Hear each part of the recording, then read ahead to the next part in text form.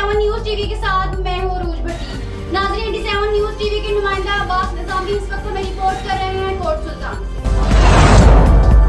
Public health की जिला लिया में सेवरेज स्कीमें नाकाम, पाइपलाइनें फट जाने से गलियां जोड़ बन गईं, जबकि जेर जमीन पीने का पानी भी आलूदा हो गया है। कोट सुल्तान के लिए पंजाब हुकूमत की तरफ से मिलने वाली 9 करोड़ से जायद मालियत की ग्रांट से महकमा पब्लिक हेल्थ एंड इंजीनियरिंग लिया की इंतजामिया ने नाकिस मटीरियल का इस्तेमाल करके सेवरेज स्कीमें नाकाम कर दी, जिससे निकासिया आब का मसला पहले से संगीन सूरत हाल अख्तियार कर गया है। सेवरेज लाइनों के लिए खुदाई के बाद बेड नहीं बनाया गया, सेवरेज के नाकिस पाइप जमीन की खुदाई करके डाल दिए गए, जिससे पाइपलाइनें बारिशों के बाद जमीन में धंस गईं। इस तरह सेवरेज स्कीमों के लिए पुख्ता कंक्रीट गलियों की खुदाई करके नामुकम्मल छोड़ दी गई हैं। शहरियों ने डिप्टी कमिश्नर लिया, कमिश्नर डीजी खान और अरबाब अख्तियार से इस्लाह अहवाल का मुतालबा किया। कैमरामैन फैसल हयात के साथ अब्बास निज़ामी, 87 न्यूज़, कोट सुल्तान।